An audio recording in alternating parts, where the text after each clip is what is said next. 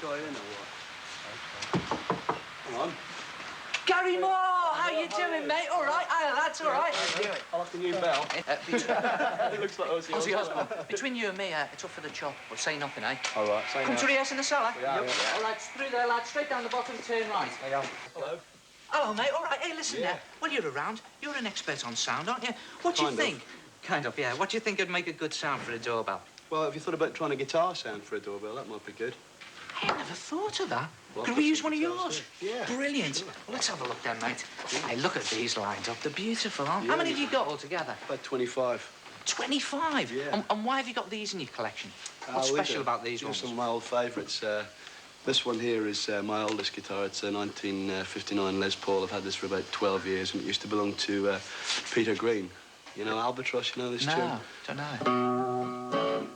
Oh, yeah, I remember that one. You know this one? Yeah. And what, do you use that guitar for recording? Yeah, I used it on Parisian Walkways as well, which was a hit that we had before. Do you know this one? Yeah.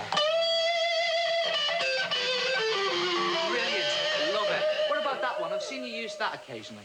This one is a 1955 Les Paul Jr. It used to belong to the guitarist from the Sex Pistols, Steve Jones. You know? Oh, right, yeah. What about that one? Looks like a bit of a jazz guitar. Yeah, that's an old ES5 Gibson that I got from Greg Lake. From Emerson, Lake and Palmer. That's the one. Yeah, an old band, that. Right. Pink one? Strat? The pink one's an old 1961 salmon pink Strat like the Shadows used to play. Yeah, now I've seen a lot of guys play Strats, and yet they all seem to make it sound different. How come? Well, different players can make guitars sound completely different just by the way they touch the strings and the fingering techniques and all that. It's down to the individual player. And I notice you've got a lot of old guitars here. Has that got anything to do with the sound?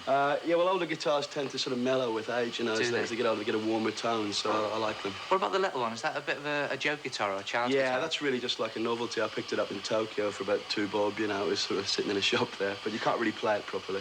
What do you think is a good age to start? Because is that an ideal guitar for a starter? No, because if you look at the neck on this guitar, it's a very short scale neck. It's a whole miniature guitar, and this is the proper length of the neck. So even if you're very young and you've got small fingers, you should learn on the proper scale neck. Sure. And then when you move on to other guitars, it's always going to be the same. Now, I'm thinking of buying a new Alecki. Can you give me some tips? Because the service isn't usually very good in the shops, is it? No, the trouble is, what they do is with kids, when they go and they put them through a bunch of effects and they sound great, even if it's only a cheap guitar, you should pick a guitar up and play it without even plugging it into the amplifier. And if it sounds good then it's going to sound better when you plug it in. If it sounds good when it's bad, it's going to sound great. That's right. What about the acoustic?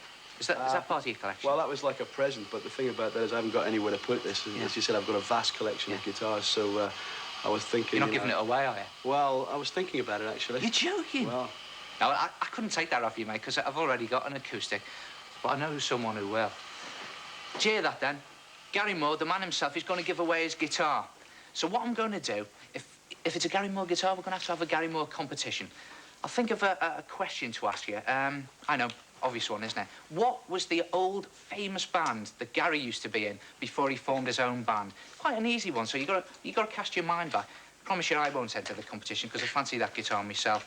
If you think you know the answer, stick it on a postcard and send it to me, Neil, here at the house, and just put on the bottom guitar competition. It helps Kim sort the mail out. And send it to the usual address. That's number 73, P.O. Box 73, Maidstone, Kent, ME 15 6RS. What was Gary's old band? Good luck with that competition.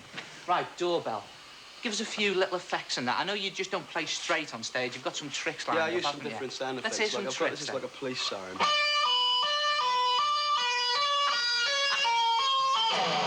So that's one of them. And I've got this one which is sort of like a Honda 500.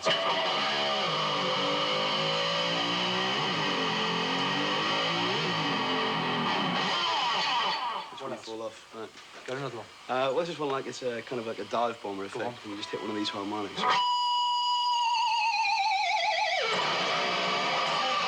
It's so realistic. Have you got anything that might be a bit more doorbellish? Well, I've got these harmonics which might sound like a bell if you play it like...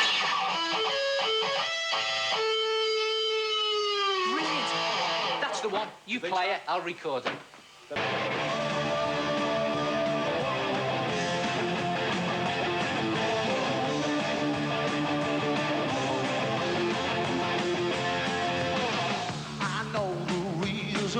You turn your back on things that you don't want to hear. Yeah. And I know this feeling I get from you when you try to act so sincere.